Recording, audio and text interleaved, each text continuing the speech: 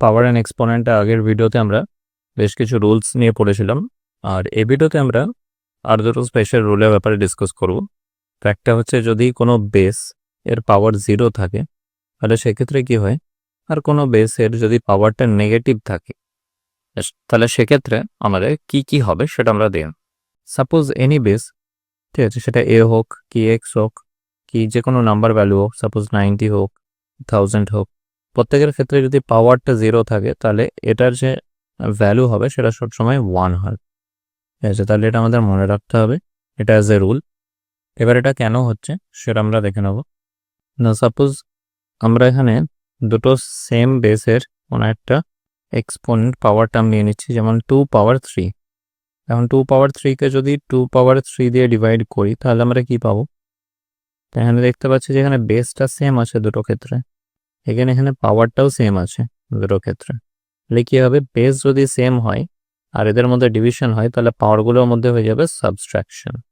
তাহলে এখানে 2 লিখলাম, দিয়ে পাওয়ারগুলোর মধ্যে কি করছে, সাবট্রাকশন, 3 - 3। তাহলে এটা করতে কত, 2 পাওয়ার 0। এখানে আমরা একটা জিনিস দেখেছি কি না, 2 পাওয়ার 3 মানে হচ্ছে 2 × 2 × 2। আবার এদিকে নিচে 2 পাওয়ার 3 মানে হচ্ছে 2 × 2 × 2। তো এগুলো কি হচ্ছে, ক্যান্সেল আউট হয়ে যাচ্ছে। দিয়ে কি হয়ে যায়, সেম নাম্বারকে ডিভাইড করলে আমাদের কোশ্চেন্ট কত আসে, 1 আসে। তার মানে একই ডিভিশন থেকে আমরা দুটো ফরম্যাটে অ্যান্সার পেলাম, একটা হচ্ছে 2 পাওয়ার 0 আর একটা হচ্ছে কি 1। তো যদি আমরা এক্সপোনেন্টের ফর্মে দেখি তাহলে কি হচ্ছে না, 2 পাওয়ার 3 - 3 দ্যাট ইজ 2 পাওয়ার 0 আসছে। আর যদি আমরা শুধু ডিভিশনের যে নর্মাল মেথড সেটা দিয়ে দেখি তাহলে সেম নাম্বারকে ডিভাইড করছে, তাই কোশ্চেন্ট হচ্ছে 1। দ্যাট মিনস এখান থেকে আমাদের একটা জিনিস ক্লিয়ার হচ্ছে যে এখানে 2 পাওয়ার 0 যেটা বলছে সেটাই হচ্ছে অ্যাকচুয়ালি 1কে ইন্ডিকেট করছে। দ্যাট মিনস আমরা বলতে পারি 2 পাওয়ার 0 = 1। এখন এই 2 এর জায়গায় যদি আমরা অন্য যে কোনো নাম্বার নিতাম, এখানে যদি 7 নিতাম, ঠিক আছে, বা এখানে যদি অন্য কোনো একটা আমরা পাওয়ার ফর্ম নিতাম, এক্সপোনেন্ট নিতাম, সেক্ষেত্রেও আমাদের সেম আসতো 7 পাওয়ার 0।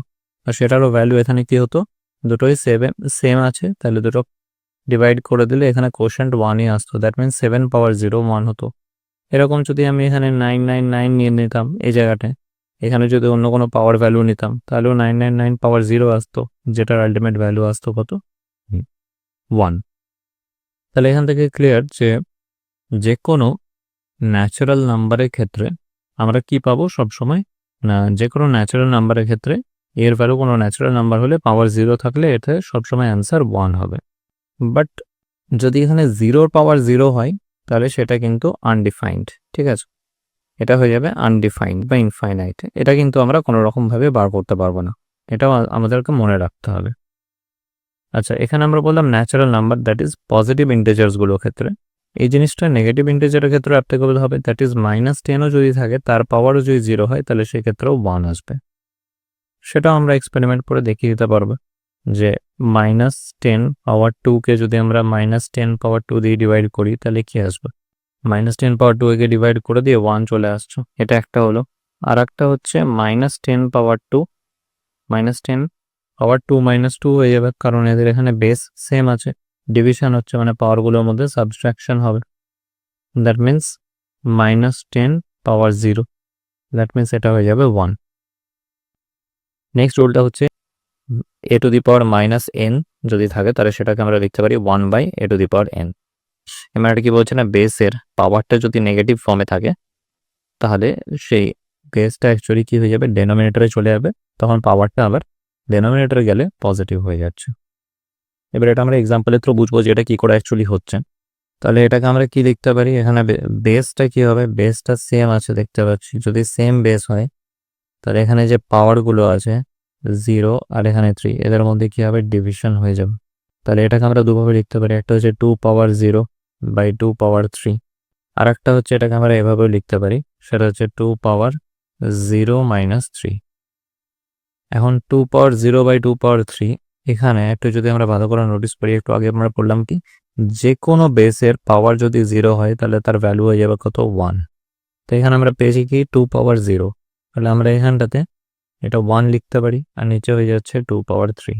আবার এখানটাতে যদি আমরা 0 - 3 করি এক্সপোনেন্টের রুল অ্যাপ্লাই করে, তাহলে এখানে কত হয়ে যাবে, এটা হয়ে যাবে 2 পাওয়ার -3। তাই তো, তাহলে 2 পাওয়ার -3 আর এদিকে পাচ্ছি 1/2 পাওয়ার 3। তার মানে 2 পাওয়ার 0 ডিভাইড বাই 2 পাওয়ার 3 করলে আমরা জিনিস বুঝতে পারছি কি না, 2 পাওয়ার -3 আর এখানে 1/2 পাওয়ার 3, মানে সেম অ্যান্সারই হবে এটা, যেহেতু আমরা একই ইকুয়েশন থেকে পাচ্ছি। এটা দুরকম ওয়েতে করেছি, একটা জাস্ট 2 পাওয়ার 0 কে 1 লিখে রেখে দিয়েছি, আর একটাতে হচ্ছে আমরা পাওয়ারের সাবট্রাকশন করেছি। তাহলে 2 পাওয়ার -3 মানে হচ্ছে কি 1/2 পাওয়ার 3। এই দুটো থেকে আমরা এটাই কনক্লুড করতে পারছি যে 2 পাওয়ার -3 ইকুয়ালস টু 1/2 পাওয়ার 3। এবার এটাকে যদি আমরা এই ফর্মুলাটার সাথে ট্যালি করি তো বুঝতে পারছি যে a পাওয়ার -n মানে 1/a power n। That means 2 power -3 equals to 1/2 পাওয়ার 3। এখন এর অপোজিটটাও হবে, যদি 1/a পাওয়ার -m থাকে তাহলে আমরা লিখতে পারি কি a পাওয়ার m। এইটাও হবে ব্যাপারটা। দ্যাট ইজ যদি এখানে ব্যাপারটা এরকম থাকতো যে 1/2 টু দি পাওয়ার -3, তাহলে এখানে আমাদের অ্যান্সার হতো 2 পাওয়ার 3। কি করে হতো ব্যাপারটা, এটা আমরা এই স্টেপটাতে দেখিয়ে বুঝিয়ে দিচ্ছি যে 0 1, এখানে 1 আছে, 1 মানে কি a পাওয়ার 0, বা 1 মানে আমি লিখতে পারি 2 পাওয়ার 0 লিখতে পারি ফর দিস কেস। তাহলে এখানে আমি লিখবো 2 পাওয়ার 0 বাই 2 পাওয়ার -3 ইকুয়াল টু কত হবে, বেস সেম আছে, বেস সেম, পাওয়ারটা ডিফারেন্ট, ডিভিশন হয়ে আছে, তার মানে কি হবে এখানে 0 মাইনাস -3 হয়ে যাবে। ঠিক আছে, এবার 0 মাইনাস -3 মানে কত, মাইনাস ইন্টু মাইনাস এখানে প্লাস হয়ে যাবে, তাহলে এখানে হয়ে যাবে 2 পাওয়ার +3, দ্যাট মিনস এটা 2 পাওয়ার 3, এটাই বলতে পারি। দ্যাট মিনস 1/2 পাওয়ার 2 পাওয়ার -3 মানে হচ্ছে 2 পাওয়ার 3। এতক্ষণ আমরা পাওয়ার অ্যান্ড এক্সপোনেন্টস রিলেটেড বিভিন্ন রুলসগুলো আমরা পড়ে দেখলাম যে কিভাবে পাওয়ার অ্যান্ড এক্সপোনেন্টসের মধ্যে বিভিন্ন ম্যাথামেটিক্যাল অপারেশনগুলো কাজ করে। এবার আমরা এই পাওয়ার অ্যান্ড এক্সপোনেন্টস রিলেটেড বেশ কিছু ম্যাথামেটিক্যাল প্রবলেমস সলভ করে দেখব। তো প্রথম কোয়েশ্চেনটা আছে কি 11 পাওয়ার 9 ইন্টু 11 পাওয়ার 0 ইন্টু 11 পাওয়ার 11।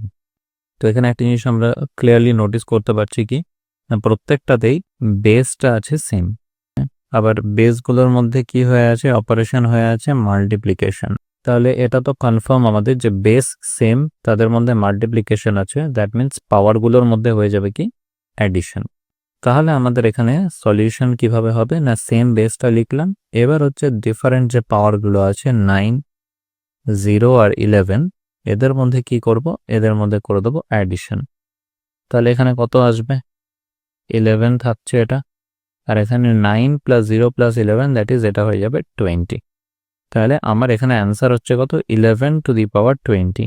নেক্সট কোয়েশ্চেন, এখানে বলছে b to the power 200 divide by b to the power 10। তাহলে এখানে কি আছে, বেস দুটো আছে সেম, বেস সেম আছে, আর এদের মধ্যে অপারেশন কি হয়ে আছে, এদের মধ্যে অপারেশন হচ্ছে ডিভিশন আছে। তার মানে কি হবে, এখানে যে পাওয়ারগুলো আছে এদের মধ্যে হয়ে যাবে সাবট্রাকশন। দ্যাট ইজ আমি নেক্সট স্টেপে লিখব b পাওয়ার 200 - 10, কারণ বেসের মধ্যে ডিভিশন থাকলে, সেম বেসের মধ্যে ডিভিশন থাকলে পাওয়ারের মধ্যে হয়ে যায় সাবট্রাকশন। দ্যাট মিনস এটা হয়ে যাবে কত, b টু দি পাওয়ার 190। তাহলে এখানে আমাদের এটা অ্যান্সার হবে। নেক্সট কোয়েশ্চেন কি বলছে, এখানে নিউমারেটরে আছে 3 power 13 into a power 5 into b power 7, আর ডেনোমিনেটরে আছে 3 power 5 into a power 2, that is a square into b to the power 5 আর b পাওয়ার 5। তাহলে এতক্ষণ আমরা যে পাওয়ার অ্যান্ড এক্সপোনেন্টসের রুল পড়েছি তাতে একটা জিনিস আমাদের ক্লিয়ার, সেটা হচ্ছে কি না বেস যেখানে সেম সেখানে আমরা পাওয়ার এক্সপোনেন্টের ক্যালকুলেশনগুলোকে করব। এখানে হচ্ছে 3 আর 3 এর বেস সেম, আর এখানে a আর a এর বেস সেম আছে, আর একটা হচ্ছে এখানে b আর b এর বেস সেম আছে। 3, এখানে a আর এখানে b, এই তিনটে বেস সেম আছে, তাহলে এদের মধ্যে অপারেশন হবে। That means 3 power 13 divide by 3 power 5, আমরা বলতে পারি 3 পাওয়ার 13 ডিভাইড বাই 3 পাওয়ার 5, এটা একটা অপারেশন হবে। তারপর হচ্ছে a power 5 by a power 2, এটা একটা অপারেশন হবে। আর একটা হচ্ছে b power 7 by b power 5, এটা একটা অপারেশন হবে। তো ডিভিশন হয়ে আছে মানে কি হবে, 3 পাওয়ার 13 মাইনাস 5 হয়ে যাবে। এখানে a পাওয়ার ডিভিশন হয়ে আছে 5 আর 2, তার মানে 5 মাইনাস 2 হয়ে যাবে পাওয়ারের মধ্যে। আবার b পাওয়ার 7 মাইনাস 5, ক্লিয়ার? তাহলে এখানে কত হবে, 3 পাওয়ার 8 into a power 3 into b পাওয়ার 2। তাহলে আমরা বলতে পারি 3 two the power 8 a cube b square, এইটা হবে আমাদের ফাইনাল অ্যান্সার। নেক্সট কোয়েশ্চেনটা কি বলছেন, -2/3 পাওয়ার 5 ডিভাইড বাই -5/7 পাওয়ার 5। তো কিরকম একটা জিনিস আমরা পড়েছিলাম যে বেস ডিফারেন্ট বাট এখানে পাওয়ারটা আছে কি সেম, তাহলে এখানে পাওয়ারটা হচ্ছে সেম। তাহলে এটাকে আমরা পাওয়ারটাকে কমন নিয়ে একটা ব্র্যাকেটের মধ্যে লিখতে পারি, -2/3 ডিভাইড বাই -5/7, পুরোটাকে সেকেন্ড ব্র্যাকেটে রেখে পাওয়ার 5। দ্যাট মিন্স -2/3 ইন্টু -7/5 হয়ে যাবে এটা, যে পুরোটাকে ব্র্যাকেটে রেখে পাওয়ার 5। এবার এখানে আমাদের কি করতে হবে, ক্যালকুলেশন দেখবো যে কোনো ডিভিশন হচ্ছে কিনা, যাচ্ছে না, তার মানে এবার নিউমারেটর আর ডেনোমিনেটরগুলোকে পাশাপাশি মাল্টিপ্লাই করে দেবো। এখানে মাইনাস আর মাইনাস আছে, সো সেম সাইন আছে, মানে মাইনাস মাইনাস প্লাস হয়ে যাবে এখানে, ঠিক আছে। তো এটা পজিটিভ হয়ে গেল। ওপরে থাকছে কি 2 × 7 দ্যাট ইজ 14, আর নিচে থাকছে 3 × 5 দ্যাট ইজ 15। পুরোটার বাইরে পাওয়ার 5 আছে, তাহলে পুরোটার বাইরে পাওয়ার হয়ে যাবে 5, আর মাইনাস মাইনাস এখানে প্লাস হয়ে আছে। দ্যাট মিন্স 14/15 পুরোটা পাওয়ার 5, এটা হবে আমাদের এখানে অ্যান্সার। তো এই কোয়েশ্চেনটা কি বলছে, 125 × 5 স্কোয়ার × a পাওয়ার 7 হচ্ছে নিউমারেটরে আছে, আর ডেনোমিনেটরে কি আছে 10 কিউব × a পাওয়ার 4। তো এটাকে আমাদের সিম্পলিফাই করতে হবে। সিম্পলিফাই করতে গেলে আমরা কি করব, সেম বেসগুলোর মধ্যে পাওয়ার এক্সপোনেন্টের যে রুল সেগুলো অ্যাপ্লাই করব ক্যালকুলেশনের। তো এখানে যদি আমরা ভালো করে নোটিস করি, এখানে দেখতে পাচ্ছি 125, 5 আর 10, এগুলো থেকে আমরা কিছু সেম বেস বার করে নিতে পারবো। কি কি বেস বার করতে পারবো দেখা যাক। প্রত্যেকটাতে কমন হচ্ছে 5 তো থাকবেই, কারণ 125 মানে আমরা জানি 5 এর কিউব। তাহলে নেক্সট স্টেপে এটাকে 125 এর বদলে আমরা লিখছি কি 5 কিউব, তাই তো 125 আছে, এটাকে আমরা লিখলাম 5 কিউব। বাকি যা আছে লিখে দিই 5 স্কোয়ার a পাওয়ার 7, নিচে হচ্ছে কি হবে এবার 10 কিউব আছে। এবার আমরা জানি ভালো করে যে 10 মানে হচ্ছে কি 2 × 5, এবার পুরোটা কিউব ফর্মে আছে, দ্যাট ইজ 2 × 5 পুরোটাই হোল কিউবে আছে। তাহলে এবার ইন্ডিভিজুয়ালি যদি আমি লিখতে চাই, তার মানে আমি লিখতে পারবো 2 কিউব × 5 কিউব। তো দ্যাট মিন্স 10 কিউবকে আমরা লিখতে পারি কি 2 কিউব × 5 কিউব। তাহলে এখানে 10 কিউবটাকে আমরা এখানে লিখছি কি 2 কিউব × 5 কিউব, আর এখানে হচ্ছে a পাওয়ার 4। তাহলে এখানে আমরা সেম বেস কি কি পাচ্ছি, 5 হচ্ছে একটা সেম বেস পেলাম, আর এদিকে হচ্ছে a হচ্ছে একটা সেম বেস পেলাম।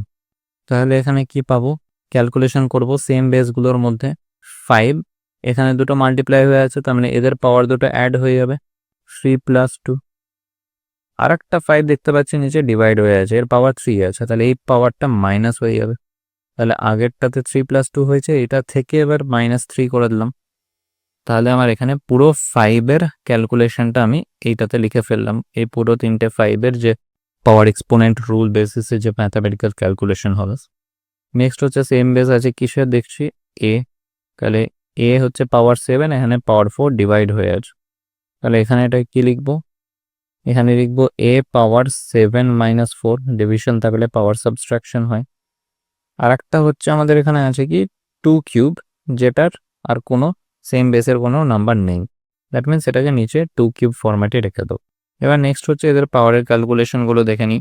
এটা হচ্ছে 5 - 3, দ্যাট মিনস 5 স্কোয়ার হয়ে যাবে, তাই তো এটা হয়ে গেল 5 স্কোয়ার ইন্টু a পাওয়ার 7 - 4, মানে এটা কত হবে a কিউব হয়ে যাবে, আর নিচে হচ্ছে এখানে 2 কিউবই আছে, দ্যাট মিনস এটা 8 হয়ে যাচ্ছে 2 কিউব মানে।